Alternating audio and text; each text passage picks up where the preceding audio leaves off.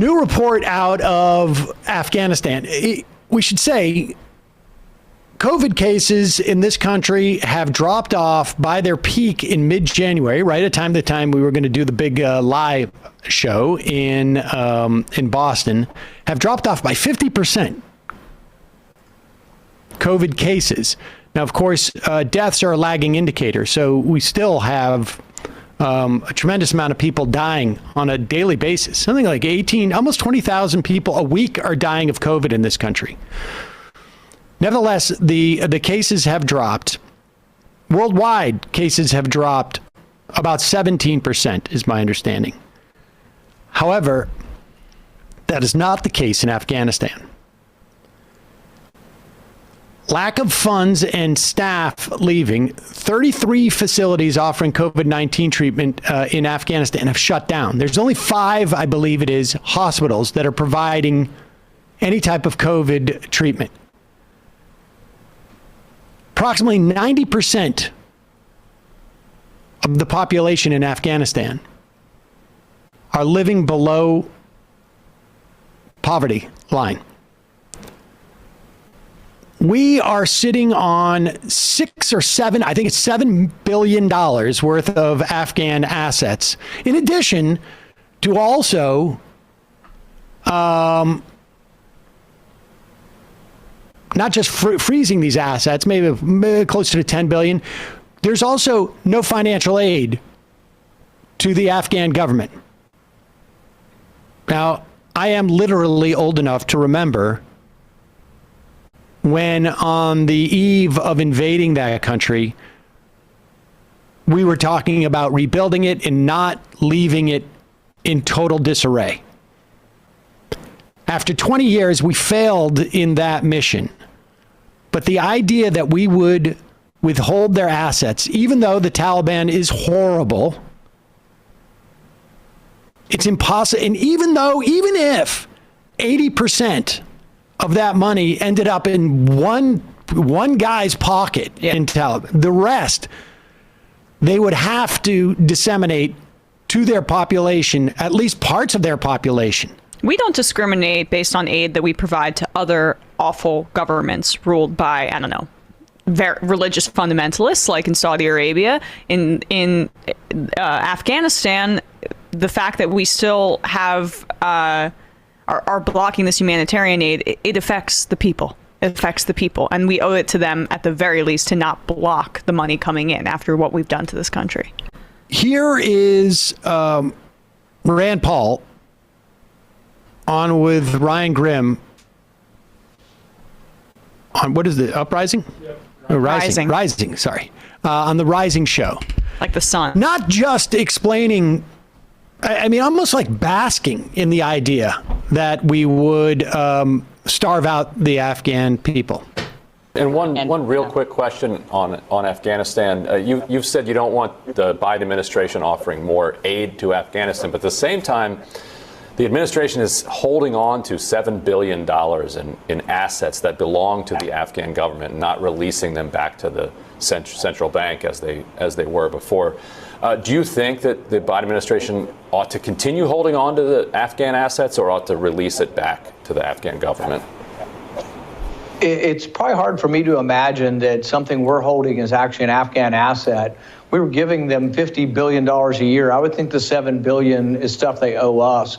But it also wasn't, it's for a government. This is a government that took over in a military junta. It's not a legitimate elected government. No way in the world would I give them that money. I just want you to contemplate those two notions. Sociopath. That after 20 years of occupying that country, killing thousands of civilians in drone strikes and other bombings, they owe us money. That's $7 billion that we're freezing of their assets because it is their assets. That's just down payment as far as he's concerned. And then think of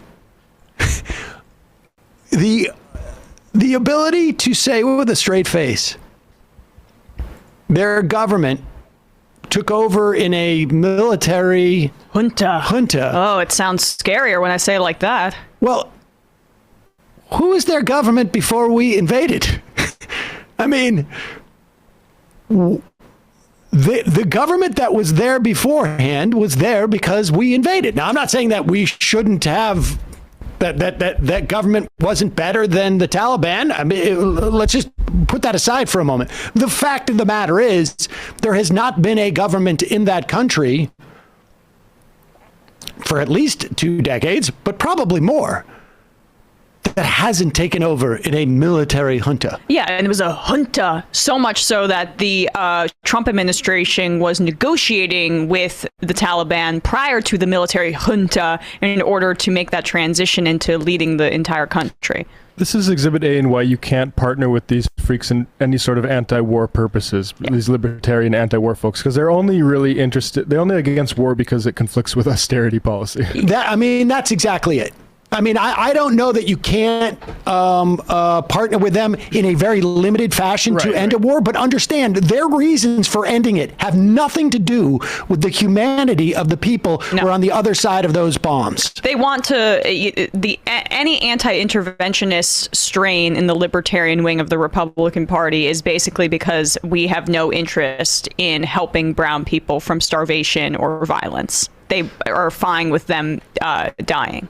That's the point. All right, so just go back a little bit. Let's hear those two doozies that Rand Paul is able to string together very quickly, and then continue. It's something we're holding is actually an Afghan asset. We were giving them $50 billion a year. I would think the $7 billion is stuff they owe us. But it also wasn't, it's for a government. This is a government that took over in a military junta. It's not a legitimate elected government. No way in the world would I give them that money. And the thing is we've spent billions and billions, if not trillions there. And I think it's a big mistake. And to reward people, look, as much as I was for leaving, the Taliban agreement, they broke every bit of the agreement. They said they wouldn't advance and they wouldn't take cities until we had gone, and they did anyway. So I think they've broken every agreement we had, and I would put that money back in the Treasury. We don't have it to give anyway. I mean, it's, the thing is all it is more borrowed money. I mean, but this is a copy and paste argument with what these same conservative freaks said with Iran, right? When we were freezing Iran's assets, and the entire talking point when the Obama administration was negotiating the Iran deal, and part of the concessions that we were going to give was we were going to unfreeze their assets. People like Rand Paul and conservatives were like, oh, we're paying them billions and billions of dollars and we don't owe them anything. No, like, this is just kind of how, in the case of Iran, a nuclear negotiation goes. And it's also their money. And it's their money. It's their money. But it's framed like that by someone like Rand Paul. It makes it sound scary because it's Muslim people. That's exactly what that is. Shocking that this guy's able to just say those words out loud like that. As you have thousands of people starving, dying, unable to deal with COVID or the food ability to get people food during the winter. I mean, just shocking. And 6-7 billion is nothing. Is what, 10 maybe 20% of just the increase in our defense budget that the Pentagon didn't even ask for. In other words, we gave the Pentagon $30 billion beyond what their request was.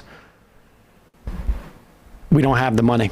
And also, another, just last point, another reason this is on the Biden administration, the COVID, the lack of COVID care in Afghanistan, is because the Biden administration months ago issued a press release saying that it favored waiving the intellectual property for these vaccines and has done absolutely nothing to further that effort. And that would be a huge help in getting poorer nations vaccine access, which they don't want to do. They just flat out don't want to.